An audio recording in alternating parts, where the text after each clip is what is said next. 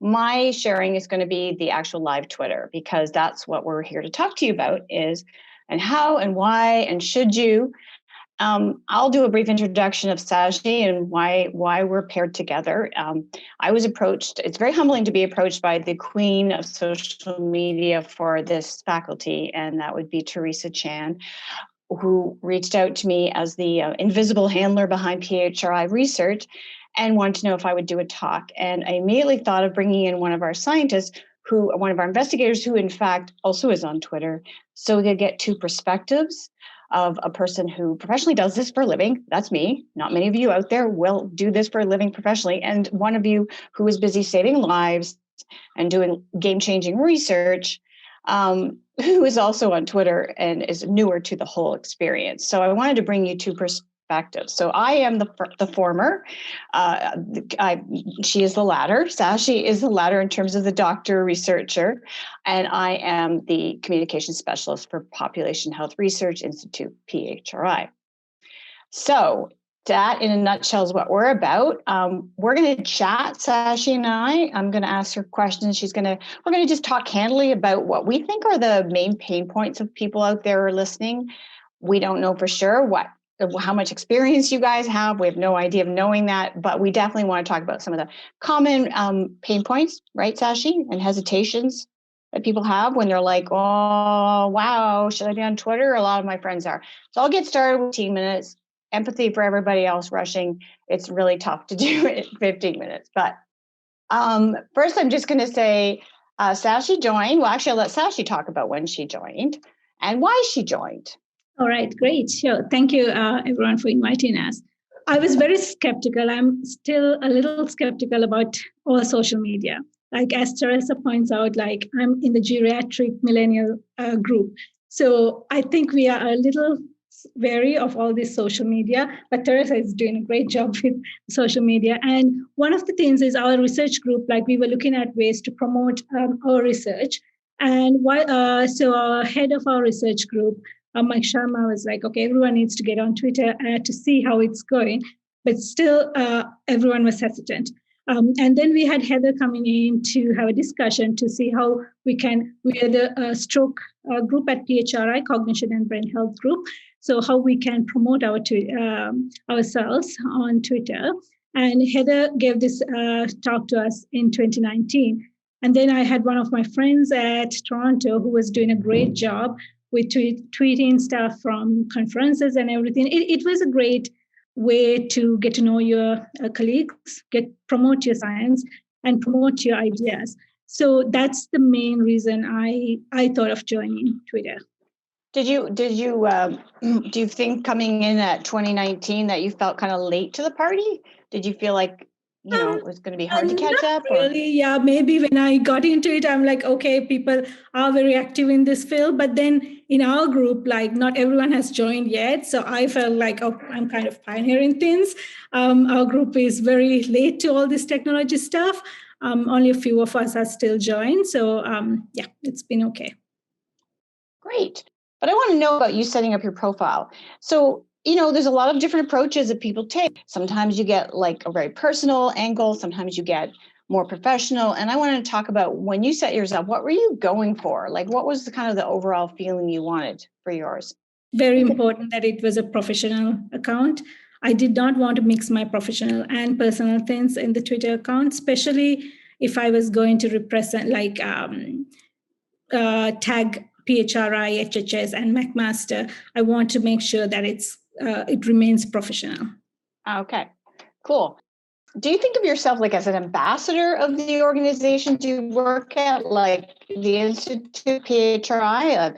Do you feel like you're a representative? And is that how does that feel? Or do you feel like just Sashi? I feel like a bit of both. I do want to, sometimes you have to be careful. I like that sometimes there are things on Twitter that you do have a strong personal opinion on. But before you, especially if it is your professional account, you have to be careful of what you retweet, tweet. because like it does represent your organization too. If you have a personal one, that's totally fine. I feel like that's my take. I know there are like other people might take it a different way, but that's my take on it. So, Saji, what were your biggest obstacles when you got out there? Like, did you get on it right away and like just go to it, start tweeting like mad and following a million people? And like, when did you actually start getting active and how did you do that? To answer your first question, no, Heather. Like I did take my time even after I joined. I waited a long time before I like start tweeting stuff. It was during COVID, like that tweeting, and like knowing that Twitter was good to keep up with all the new sciences that was coming up. And in that time, a lot of us missed our own specialty conferences and all that. So it was good to Twitter was really helpful to keep up with all the journal articles, all the things that was going on in conferences. It was hard to join the conferences because of the time differences, joining from home. So this was a great way. So that was the time, March, April 2020 was the time I was more active on Twitter. And you had more time. So were you surprised? Like you follow the journals, right? A lot of the leading journals in your field, neurology research. Were you surprised just how many of the journals were on Twitter, medical journals? Yeah, which was very helpful too. Like you didn't have to go looking for all the articles. It was just there, pops up in your Twitter feed. So it was great. Great. But you have to follow them or it doesn't pop up, right? Yes. Yeah. So there's that. What's your biggest single source of content for you to retweet or to comment on or to share? I think for Stroke World, it's more the journals. For all this stuff that's going on in PHRI, it's you, Heather. Oh, it's me. Surprise. Yeah. So is it an advantage to have an institution or a department, in my case, an institute behind like who's active on Twitter? Does it help float up all the other researchers? It does. The sense of getting exposure? It also gives the idea of what other people are doing in your own institution, which we don't know most of the time. And it allows collaborations too. Like you just ask them, okay, I see that you're doing a study almost similar to the one I'm planning to do. Like, would you like collaborating kind of? Right. So, it's really so to do that, do you ever call people out, like use their handles, like, at so-and-so, their account name? Do you do that actively? Is that like, that's what I do a lot to make sure people around the world are seeing the relevant research. I do if I see them. Haven't gone seeking out yet to add these people, but I do add people who are well known in stroke world. So I'm always entertained by, not entertained, that's the wrong word. I'm intrigued by you, Sashi, and many other actually researchers at PHRI who will retweet what I put up about them and their study, but they won't necessarily post it themselves. So I feel like there's this whole vibe among people on Twitter that they don't think bragging or self-promotion is such a good thing. And I find that interesting because if you don't have an institute behind you, as some people might not, then how would you, if you don't promote yourself, what are your thoughts on this self-promotion on Twitter? Oh, exactly, Heather. Like that's something I think we need to get over. It is hard. Like speaking for myself, it's hard for me to self-promote myself about one of my studies or anything I'm doing. But it's something you can get over. You keep working on it. But self-promotion is important if the idea for you being on Twitter is to get out, like you could get your science out to the world and build collaborations. Self-promotion would be important. Right. One of the clever ways that I know one of our peers, Daryl Leong, who's on, who's a researcher at PHRI and is quite a heavy Twitter user, he will often lead by thanking his funders, right? Calling out Heart and Stroke Canada, or whoever the funder is, Canadian Prostate Society, to start off promoting one of his studies being published or a milestone being passed on the recruitment or whatnot. He'll often lead with that. And so rather than just sort of saying, look what I've done, it's thank you to our, sponsors, funders, collaborators. So that's something to think about too, right? If you want to start putting more of your stuff out there. You might all be interested to know too, when you hit 5,000, when you follow 5,000 people, Twitter stops you and only lets you follow a little bit at a time because they're afraid that you might be spamming. But in my case, I, of course, am not spamming. But that is largely how you get a lot of followers is you follow them first. and they check you out. And if you're relevant, they follow you back.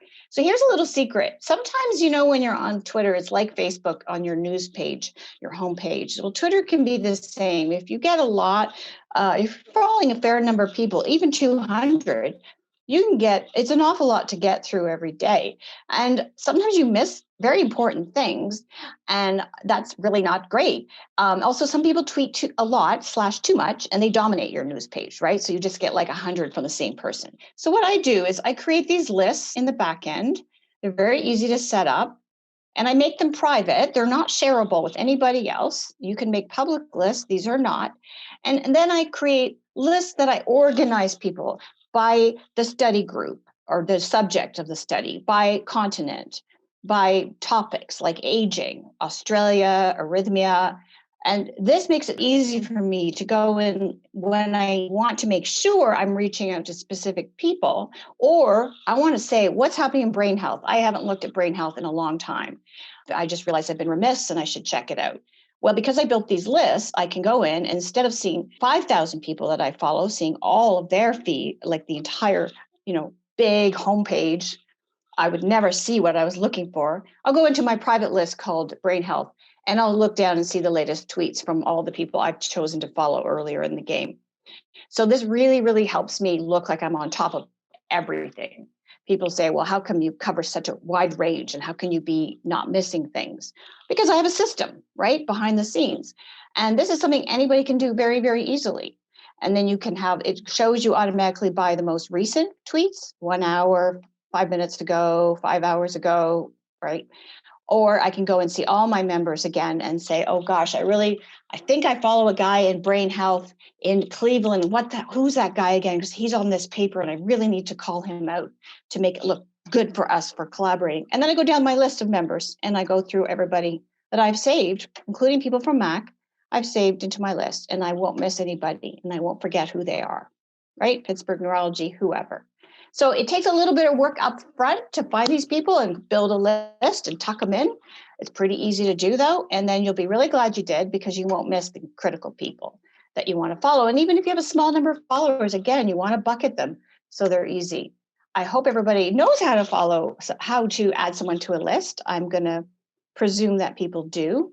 Even if you don't follow them, even if you do not follow them, it doesn't matter. You can still go to this dotted line thing here on their profile account, and you can click on the dotted line, and one of the choices you're going to get is add to or remove from lists.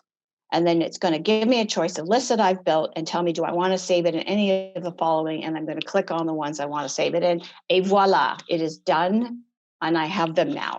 Don't have to follow them to put them in my list, and never miss them again. That's the end of that. So I hope that was helpful. Let's say I want them in this, and then I click save up here. Done. Okay. Thank you.